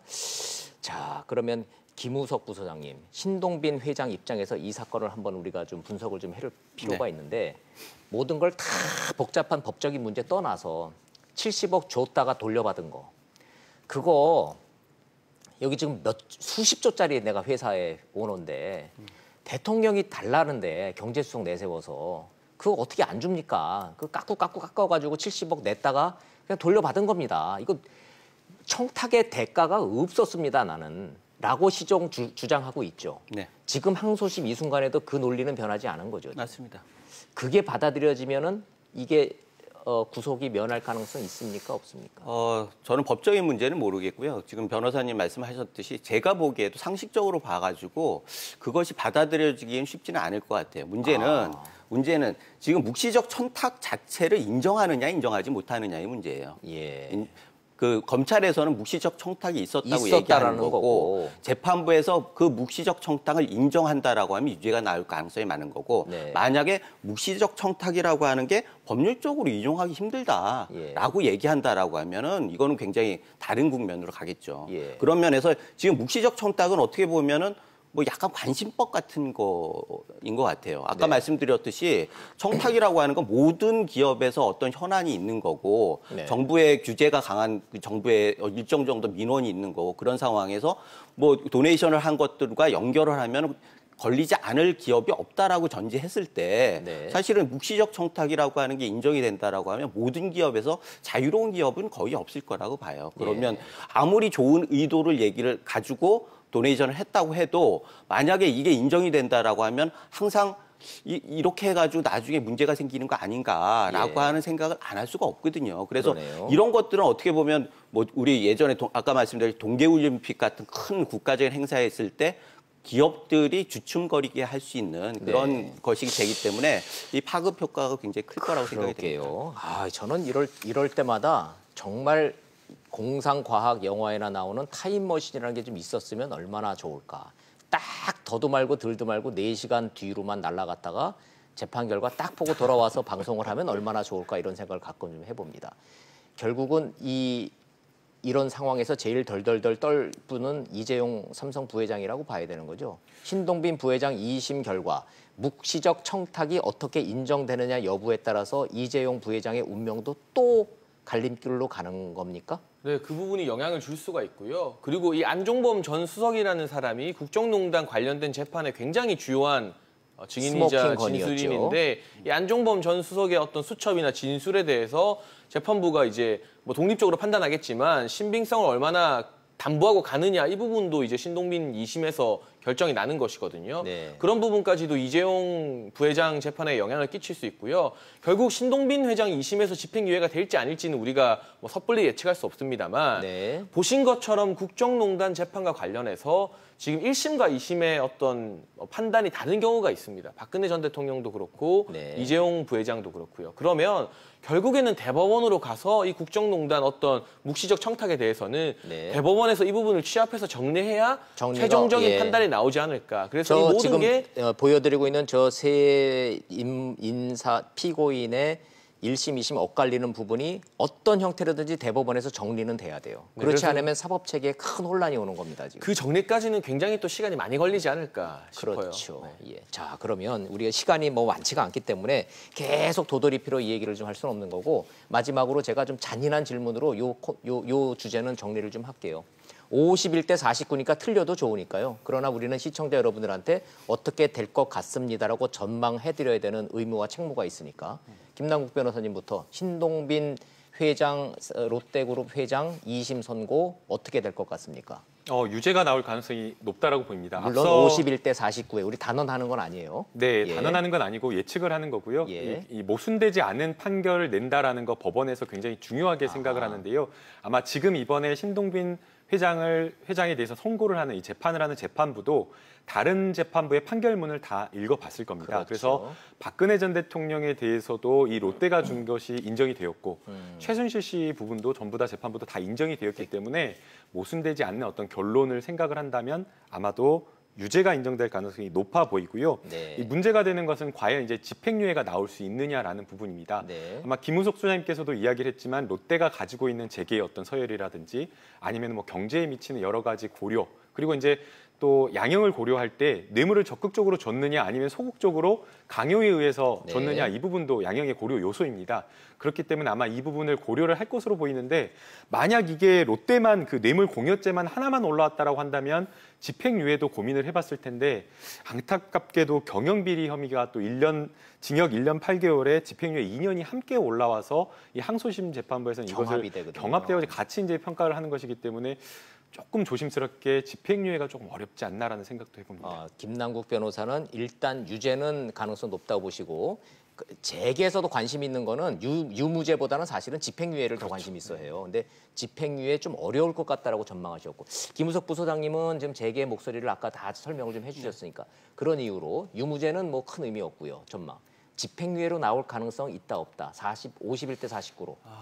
저도 김 변호사님 말씀에 동의하는 게 사실 뇌물죄라고 하는 게 기본적으로 굉장히 형량이 높고 게다가 경합까지 되기 때문에 묵시적 청탁이 인정되는 상태에서 형이 내려졌는데 그것을 집행유예로 나오기는 굉장히 어렵다고 생각이 됩니다. 그러려면 무죄가 그러니까 나와야 묵시적 된다. 청탁이 핵심 키가 이것이 인정이 안 되면은 집행유예로 나오는 나올 거고 수 있죠. 인정이 되면은 나오긴 힘들다는 거죠. 관전포인트입니다. 시청자 여러분 한번 잘 지켜보시면서 묵시적 청탁이라는 게 그래서 재판문 선언문에서도 굉장히 키워드니까 잘 들어보시면서 이거 집행유예 되겠다 안 되겠다 한번 맞춰보십시오. 자, 그 핵심을 잘 정리를 좀 해주신 것 같아요. 장평공 원장님 어떻게 전망하십니까? 3대 0이면 재미가 없잖아요. 네. 저는 2대1로? 그래서 어느 정도는 감형이 될 것으로 보고요. 감형은 된다. 네, 그래도 그 감형이 과연 집행유예까지 갈 것인가, 또 취합이라는 변수가 있기 그거를 때문에 여쭤보는 겁니다. 근데 저는 뭐 50일로 하자면 집행유예가 된다는 쪽에 일주일 집행유예 전에 가능성 있다. 안종범 전 수석의 진술이 뒤바뀌었을 때부터 이것은 집행유예가 될 가능성이 있다는 관측을 했었기 때문에 네. 그 부분 뭐 50일로 조심스럽게 전망해 보겠습니다. 조심스럽게 그렇게 예. 만약 그 집행유예가 나온다면 사실 이게 그 뇌물 공여가 금액이 70억 원인데 징역 2년 6월 나왔으면 더 이상 사실 내려가기가 어렵습니다. 그래서 이재용 부회장처럼 그걸 줄여줘야죠. 네, 그래서 만약 이제 집행유예 가능성이 있다라고 한다면 뭐 이렇다라는 건 아니고 그 가능성을 생각해 본다면 1심에서 나온 경영비리 혐의와 관련해서 만약 무죄가 나온다라고 한다면 이 집행유예 가능성이 아주 약간은 어렵지만 있지 않을까 생각이 듭니다. 역시 저 법조인답게 이 집행유예 요건에 대해서 조목조목 다 설명을 좀 해주셨으니까 세 분의 전망 시청자 여러분 잘 들으셨을 거고요. 오늘 오후 2시 이후 지금 4건의 지금 재판 결과들 잘 한번 지켜보시기 바랍니다. 아이고 시간이 이렇게 훌쩍 지나가네. 이 얘기 안 할 수 없으니까 이분들 얘기도 짚어봐야죠. 김기춘, 조윤선 두 분의 운명은 어떻게 될까요? 짧게 좀 부탁드리겠습니다. 장인철 평론가님, 뭐 좀 취재된 거 좀 있어요? 뭐 다시 들어간다는 관측이 지배적이고요. 너무 그렇게 막 무작스럽게 딱 그냥 지금 구속 기간 지금 저 구속 만기돼서 지금은 이제 불구속 상태로 오늘 재판장에 가시는데 전망이 어두운 모양이네요. 네, 굉장히 뭐 이거는 성향을 떠나서 대부분의 법조인들에게 물어본 결과 다시 구속될 가능성이 매우 지배적으로 높다는 관측이 있고요. 결국 화이트리스트가 또 문제가 되는 건가요? 블랙리스트랑 화이트리스트가 결국 동전의 양면이거든요. 네. 그런데 블랙리스트가 유죄였고 형이 나왔다면 당연히 그 반대급부에 해당하는 화이트리스트 같은 경우도 처벌을 받는 게 논리적으로 합당하다는 법조인들의 의견이 많았습니다. 그러니까 모순이 일어나지 않으려면 결국은 블랙리스트가 유죄면은 화이트리스트도 유죄가 나올 것이다. 이렇게 전망들이 크고 네, 그럴 가능성이 높다고 많은 법조인들이 관측하고 있는 것 같고요. 따라서 잠깐 나오고 얼마 전에 특히 김기춘 전 실장 같은 경우는 이제 구속기간 만료로 나올 때 굉장히 격렬한 시위대가 이 구속 만료를 반대하는 모습이 연출되기도 했었는데 지금 법조인들의 예상, 대다수 법조인들의 예상으로는 김기춘 전 실장이나 조윤선 전 장관 같은 경우 다시 구속될 가능성이 높다고 합니다. 그렇게 전망들 하군요. 김 변호사님은 뭐 다른 거보다 네. 혹시 고령이고 건강 문제 고려될 가능성은 없습니까? 고려될 가능성이 저는 있다라고 보입니다. 아, 그래요? 네, 물론 이제 재판부에서 직접적으로 양형 요소로 예. 양형 판단으로 고령이라는 점을 이 판결문에 쓰지는 않을 것으로 보이는데요. 네. 그러나 이제 이 감안은 할 것이다. 김기춘 사건뿐만 아니라 다른 어떤 형사 피고인 사건에서 피고인이 고령이다라고 하면 이 양형에서 어느 정도는 좀 감안을 하는 것으로 보이고요. 네. 다만 문제는 이 사건 양형을 선고를 할 때 이 양형이 고령 이 나이만 있는 것이 아니라 죄질이라든지 어떤 범죄인지 이런 것들을 평가하게 되는 건데요. 지금 블랙리스트나 화이트리스트 이 죄명 자체는 직권남용죄인데 네. 사실 직권남용죄 양형으로 처벌받는 사람들 보면 집행유예 나오는 경우가 대부분이지만 문제는 이게 우리나라 헌법이라든가 아주 굉장히 중요한 우리 근본적인 가치 자체를 훼손한 부분이 있기 때문에 그런 점을 고려한다라고 한다면 재판부에서는 엄한 처벌을 선고할 수밖에 없지 않나라는 생각이 듭니다. 여전히 법정 구속될 가능성이 높다고 보시는 거네요. 예측입니다. 네, 김우석 수장님은 그럼 이 조윤선 전 장관 같은 경우는 지금 몇 번째 들어가는 거예요? 이렇게 벌써 3번째인 것 같은데. 세 번째인가요? 벌써? 예, 법정 구속 풀려났다 또 들어갔다. 오늘 또 만약에 법정 구속이 되면 그럴 것 같은데 여전히 그렇게 전망하십니까? 대부분 그렇게 판단을 하시는 것 같아요. 아, 이게 석방돼서 나올 거다라고 전망은 거의 없는 모양이네요. 그렇죠. 게다가 김기춘 실장 같은 고령이 아닌 상황에서 고령도 아니고. 예, 예, 그래서 예. 여러 가지 이제 저는 이 3% 여기 결국은 지난번에 서초에서 경선을 지난 총선 때 3% 차이로 떨어졌다가 결국은 네. 운명에 갈렸는데 그 된 이해운 의원은 지금 국회의원 하고 계시는데 만약에 그때 다시 됐으면은 국회의원이 됐으면 이런 상황이 됐을까라고 하는 아쉬움이 있는 거죠. 예, 세상 모든 일이 그렇지만 될 뻔한 거는 했을 필요가 없기는 해요, 항상. 네, 그렇습니다. 자, 이런 가운데 이 박근혜 전 대통령에 대한 다른 사건 2심 재판도 오늘 처음으로 열립니다. 현재 박근혜 전 대통령 총 징역 33년 지금 받아놓은 상태고요. 이론적으로만 놓고 보면 현재 나이 감안하면 98살, 우리 나이로 99에 출소하게 됩니다. 이 상황에서 형량이 계속 늘어날지 또 주목되고 있습니다. 오늘 이렇게 큰 재판이 4건이나 하루에 이렇게 몰리기가 쉽지 않은 날입니다. 오늘 오후에 뉴스 속보 계속 좀 보시면서 또 특히 생방송으로 진행되는 이명박 전 대통령에 대한 1심 선고 한번 관심 갖고 한번 지켜봐 주시고 전문가들이 지적해 주신 키워드 잘 한번 정리해 보시기 바랍니다. 오늘 말씀 잘 들었습니다. 고맙습니다. 감사합니다.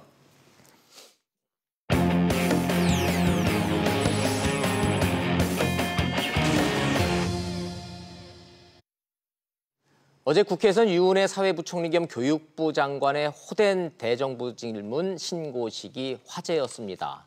또 청문회 2차 청문회라는 얘기가 나오고 있습니다. 대정부 질문 이렇게 계속 가도 되는지 궁금하기도 합니다. 국회 상황 영상 보시고 다시 이슈 따라잡기로 돌아오겠습니다. 국회에서 취임 인사를 하는 유은혜 부총리. 야당 의원들은 박수 대신 야유를 쏟아냈습니다. 한국당 의원들은 2차 청문회를 하겠다는 예고대로 지난 청문회 때 의혹들을 고스란히 들춰내며 공격에 나섰습니다. 먼저 위장 전입 문제. 좋은 학교에 자기 자녀를 보내기 위해서 위장 전입을 하고 명문 초등학교가 아니었고요. 초등학교 입학생들이 부족했던 그런 실정이었습니다. 피감기관 건물을 사무실로 임대했다는 지적엔 목소리가 높아지기도 했습니다. 들어가서는 안 돼야 할 것입니다. 공공기관 시설에 들어갔고 센터의 담당자의 업무 미숙으로 들어가셔요. 입찰 공고문에 그것이 포함되어 있지 않았습니다. 아니 제가 대정부 질문 내내 의원석에선 고성이 오갔습니다. 청문회 같은 상황에서 민주당 홍영표 원내대표는 2차례나 의장석으로 찾아가 항의했습니다.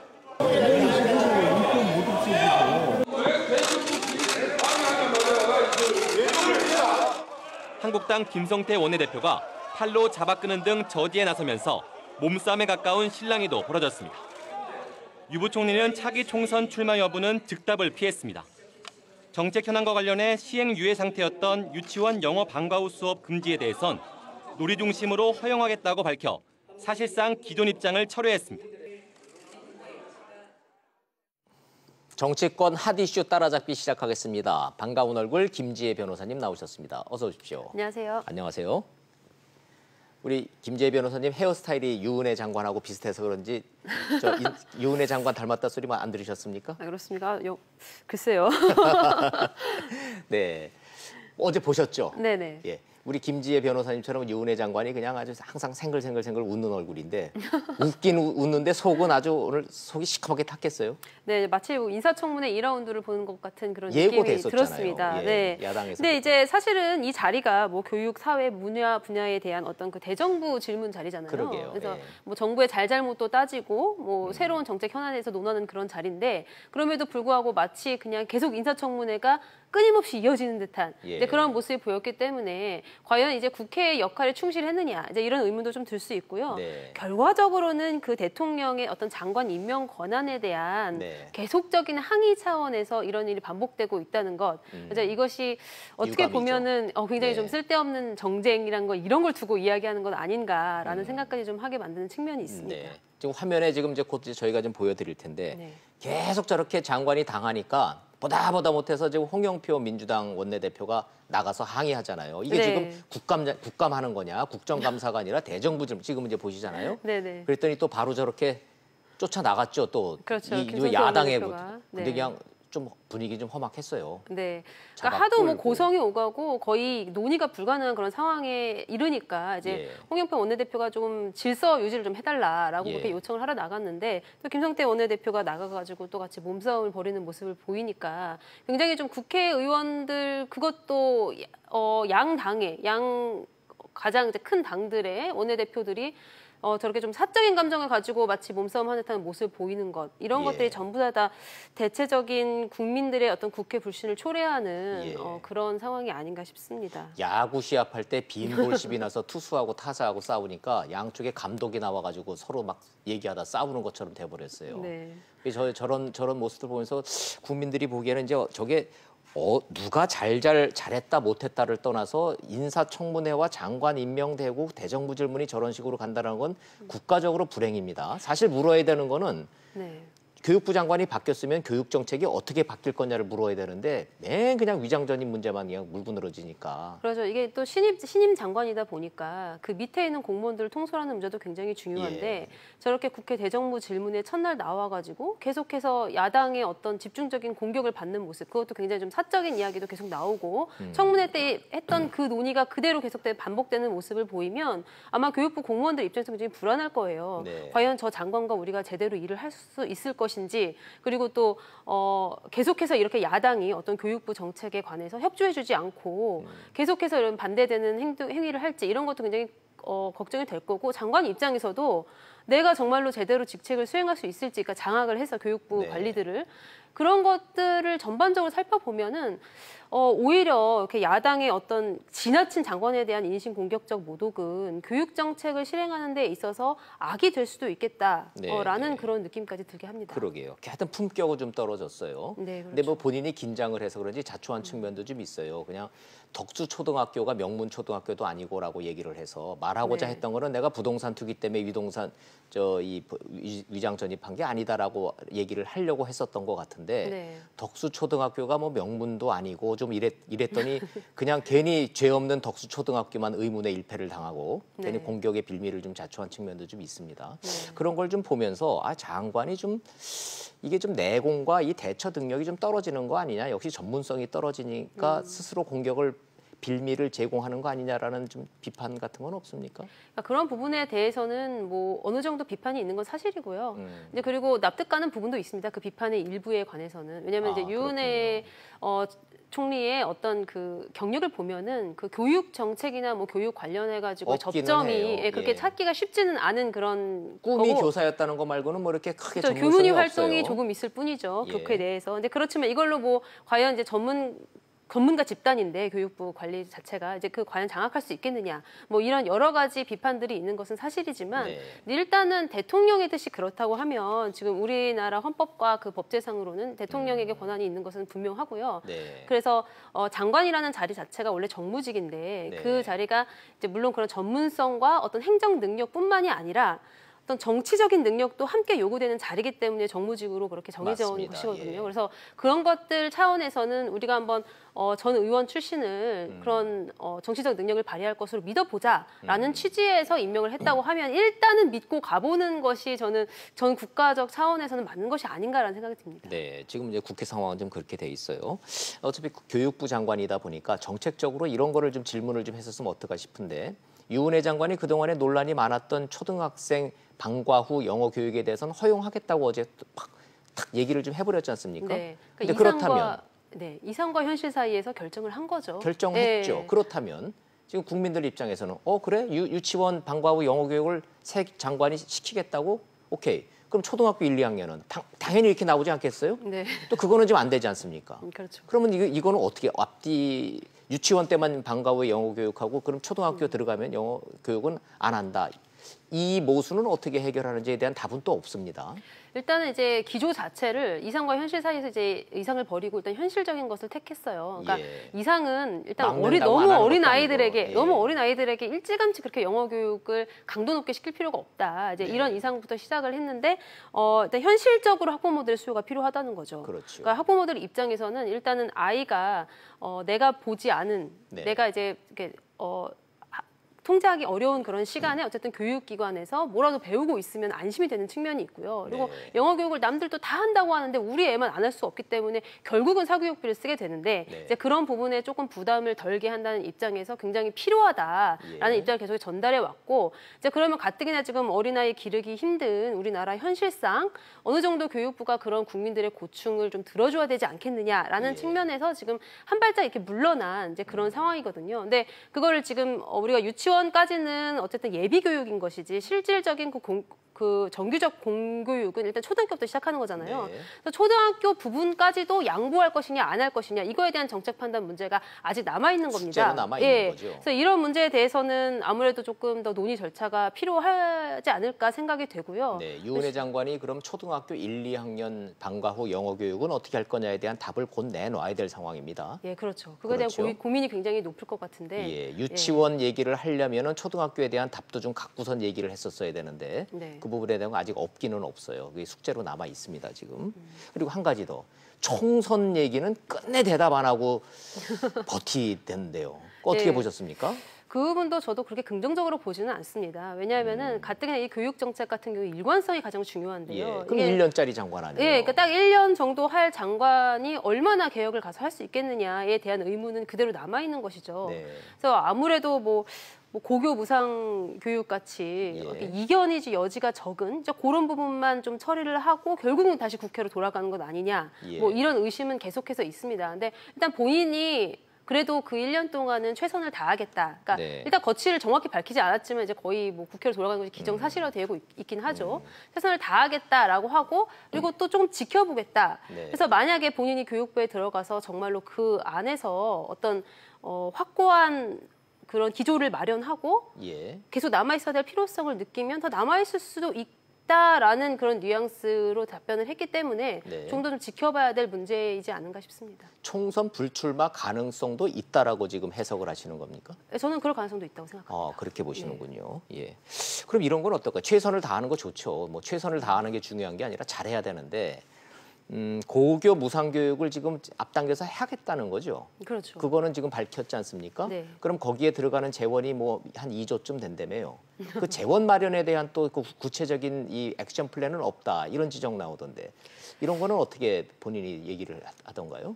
그러니까 어떤 그 전체적인 기조를 세운 다음에 이제 그 다음에 이제 예산 문제가 그것을 뒷받침할 수 있는지 이제 그것이 전후가 어떤 닭과 달걀 중에 어떤 것이 먼저이냐라는 그런 문제일과도 비슷해 보입니다. 그러니까 예를 들어서 방향을 설정하면은 그 다음에 뭐 재원 마련이야, 뭐 어떻게 해서든 만들어내야 하는 그런 문제가 있는 거고요. 그렇지 않고 뭐 재원이 아예 처음부터 불가능한 그런 상황인데 하겠다라고 한다면 그건 좀 심각한 문제가 될 수 있겠지만 일단은 그 문제에 대해서 조금 더 뭐 조사라든지 그런 좀 필요했는데 약간 이제 어느 정도는 가이드라인이 있는 상황에서 이야기하지 않았나 이제 그런 좀 생각도 들고요.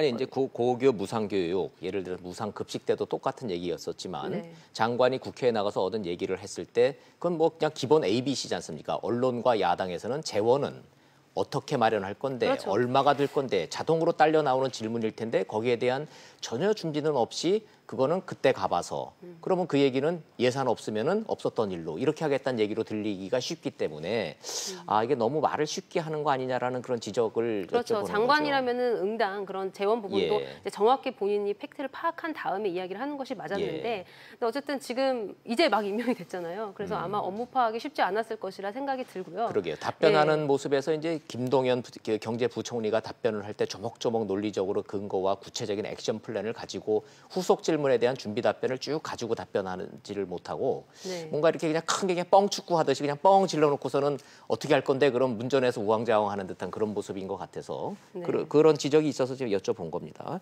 어찌됐든 고교 무상급식에 대한 재원 마련은 구체적인 액션 플랜은 현재로서는 없는 겁니다. 네.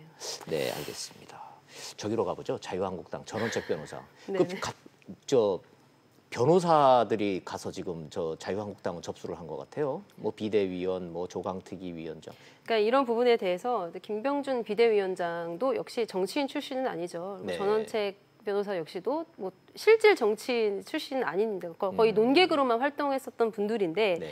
그럼에도 불구하고 두 사람이 이제 과연 정말 자유한국당이라는 거대 조직을 잘 개혁해낼 수 있을 것이냐 이거에 대해서 네. 굉장히 관심이 많고 이거 혹시 잘못했다가 네. 뭐 당이 분열되거나 뭐 아예 진짜 완전 쪼개지는 그런 상황이 되는 것 아니냐라는 네. 그런 우려도 있는 것으로 알고 있는데요. 정치권의 분석을 이렇게 막 그렇게 매 눈으로 하시는 우리 신예 김지혜 변호사님 같은 분들은 전원책 변호사의 저 한국당 입당을 예상을 하셨고 저분 원래 언제 가도 가실 분이라고 보셨습니까? 아니면 의외였습니까? 근데 원래 전원책 변호사 옛날에 그 자유선진당 시절에 대변인도 하셨고 예. 그리고 자유한국당 당정 갖고 계시기 때문에 네. 어느 놀랄 일은 정도는 아니다. 예, 왜냐하면 비대위원장 이미 제안도 한번 나왔었어요. 근데 네. 그때 비대위원장은 고사를 했는데 그때는 뭐 그 비대위원장 하느니 소나기를 겠다 그랬었잖아요. 네, 근데 이제 김병준 위원장이 들어가서 하는 걸 보니까 나름대로 비대위원장이 활동의 폭이 있고 네. 할 수 있는 일도 있더라라는 점을 조금 관찰하지 않았을까 이런 생각이 들고요. 네. 그래서 이번에 이제 조강특위를 맡을 때 이제 나도 들어가면은 그 비대위원장보다도 조강특위 위원장이 욕은 먹겠지만 어쨌든 할 수 있는 일이 있기 때문에 내가 수락을 했다라고 그렇게 네. 밝혔어요. 이제 그러니까 어떻게 보면은 조금 추이를 지켜보니까 지금쯤 들어가면은 내가 할 수 있는 일이 있겠다라는 판단이 서지 않았나 싶습니다. 네, 기자회견에서 일성을 들어보니까 인적 청산 얘기보다는 보수 대통합 얘기를 먼저 하셨던데 그건 네. 어떻게 해석이 되고 있습니까? 일단 뭐 전원책 변호사 같은 경우에는 보수가 분열되어 있는 것이 지금 현재의 위기의 가장 중요한 원인이라고 그렇게 파악하고 있기 얼뜻 때문에 듣기로는 자유한국당과 바른미래당의 지금 통폐합을 의미하는 건가 이런 생각은 듭니다만은. 근데 그러니까 바른미래당 내에 어떤 그 바른정당 계열 예. 그런 분들이 이제 자유한국당으로 복당을 할 여지가 있다라는 얘기는 계속부터 지금 나오고 있는 그런 상황이었거든요. 네. 사실 이제 우리 양당 정치 체제이기 때문에 이 중간에 있는 뭐 바른미래당이 굉장히 살아남기 어려운 그런 환경이긴 해요. 지금 현재의 네. 뭐 선거법 제도라든지 이런 것들을 보면 이제 그렇기 때문에 결국은 정치 공학적인 이유로 돌아갈 것이다. 네. 그러면 그 돌아가기 위한 어떤 사전 준비 작업이 자유한국당에서 필요할 것이다라는 그런 계산이 있을 것이고 그 작업을 저는 김병준 비대위원장이 네. 하고 있는 것 같습니다. 그러니까 당협위원장 자리도 조금 비워놓고, 이러면서 좀 그들이 돌아왔을 때 활동할 여지를 남겨줘야 되잖아요. 아하. 이제 그런 차원에서 전원책 변호사도 거기 그런 그림에 동의하는 그렇죠. 것이다. 그 그림에는 아하. 어느 정도 동의를 한 상황에서 결국 이 자리를 맡게 된 것이 아닌가 싶습니다. 그 얘기는 그럼 뒤집어 얘기하면 바른미래당 쪽 반응은 어때요? 그쪽에서는 지금 냉소적으로 나오는 거 아닙니까? 오히려 자유한국당이 쪼개질 거다 이러는 거 아니에요 지금?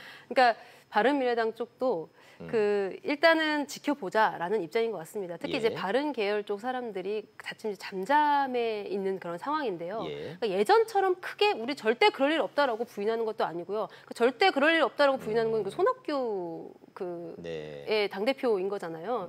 손학규 당대표는 어쨌든 그 미래당 쪽으로 이제 분류가 되기 때문에 옛날 국민의당 쪽으로 계열로 분류가 되기 때문에 실제로 그 바른정당 출신들의 사람들이 바른미래당 내에서 어떤 생각을 하고 있는지는 아직 확인된 바 없지만 그래도 예전처럼 그렇게 강력하게 반응하지는 그렇죠. 않는군요. 자유한국당은 적폐 조직이고 그래서 보수 개혁을 예. 위해서는 무조건 자유한국당이 없어져야 된다 뭐 이런 식의 취지가 아니라서 아하. 그래서 어느 정도는 서로 물밑 교환은 이루어지고 있는 것 아니냐.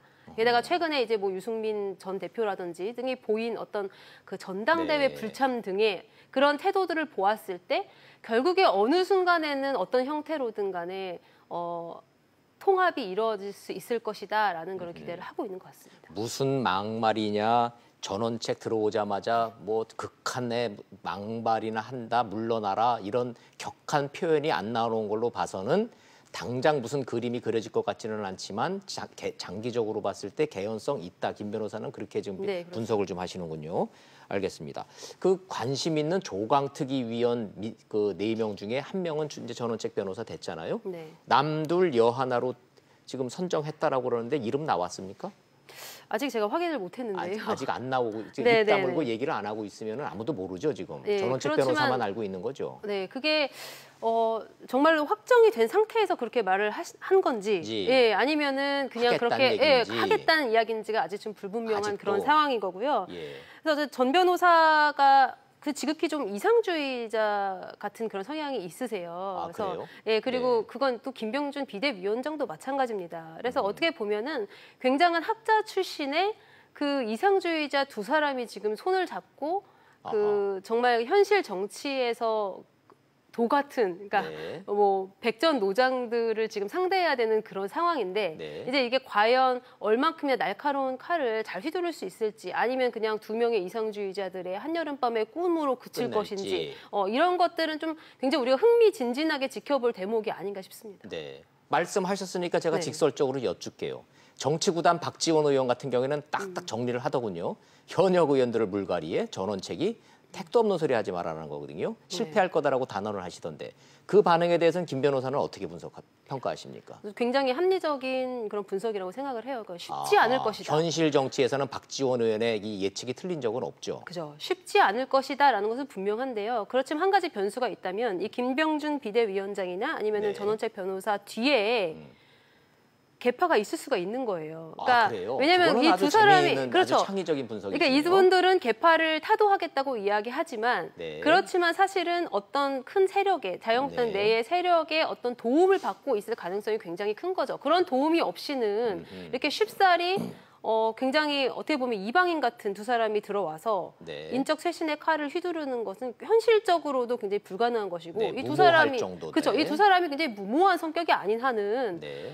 믿는 뒷배가 있기 때문에 뭔가 어느 있을 정도는 것이다. 예 그렇죠. 아하. 근데 그것이 아무래도 그 김성태 원내대표를 필두로 한 복단파들이 아닐까라는 아하. 그런 생각을 뭐 그 밖에 있는 외부 사람들은 예측하고 예. 있는 것입니다. 개파라는 게 뭐 하늘에서 뚝 떨어져 가지고서 어느 날 갑자기 뚝딱하고 만들어지는 게 아니고 정치권에 네. 다 있는 사람들 내에서 이합시산이 이루어지는 건데 네. 김성태 원내대표를 비롯해서 지금 김병준 전원책을 미는 뭔가의 제3의 그룹이 지금 존재할 가능성이 있다. 그렇죠. 그게 그렇게 있어야지만 현실적인 거죠. 있으면 인적 정상도 가능한 거고 꼭 실패할 거다라고 단언할 수도 없다 이렇게 보시는군요. 네, 저는 이제 그게 결국에는 그 내부의 개파 싸움이라고 보고요. 네. 그래서 이것이 어느 쪽이 이기느냐에 따라서 결국 이 인적 쇄신의 그 승패도 갈린다라고 네. 생각을 하는데 그게 과연 뭐 진정한 인적 쇄신일지 여부는 결과가 나와봐야 그때 알 수 있겠다라는 그렇겠죠. 생각이 듭니다. 국민들 입장에서는 언제까지 기다려줘야 대충 그 성패가 나올까요? 연말까지는 갈까요? 아니면 내년 봄까지 갈까요?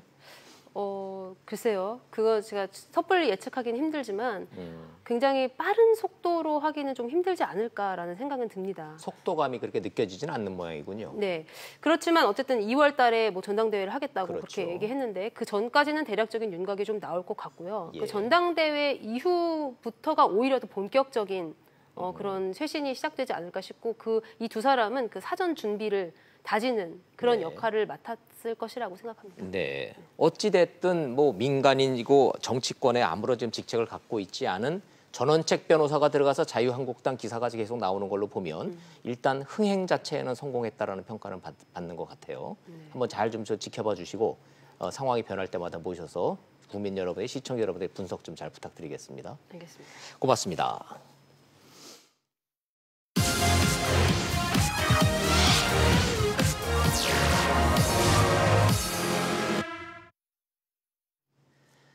유은혜 교육부 장관 임명 강행에 대해서 기자가 물었습니다. 박근혜 정부 때랑 뭐가 다릅니까? 인사청문회 통과 못하고 청와대는 임명 강행하고 야당 반발, 전국 경색. 이 악순환의 본질을 물은 겁니다. 청와대는 임명 철회한다고 야당이 협치해 주겠느냐고 반문을 했습니다. 협치를 포기한 임명 강행이란 뜻입니다. 도골은 야당은 대정부 질문을 인사청문회 2로 만들었지만 큰 거 한 방도 새로운 한 방도 없는 재탕, 삼탕 정치 공세 못 벗어났습니다. 박근혜 청와대나 문재인 청와대나 인사청문회 전후가 똑같단 얘기입니다. 이럴 거면 인사청문회를 아예 없애든가 통과 못하면 임명 강행 못하도록 법을 고치던가 뭔가 변화가 필요합니다. 여야 원내대표까지 나서 몸싸움하는 장면을 마침 국회 견학 왔던 초등학생들이 2층 방청석에서 다 지켜봤다는 후문입니다. 그 아이들이 커서 국회의원 되면 보고 배운 그대로 하지 않을까 저는 겁이 납니다. 직설 마칩니다. 시청해 주셔서 고맙습니다.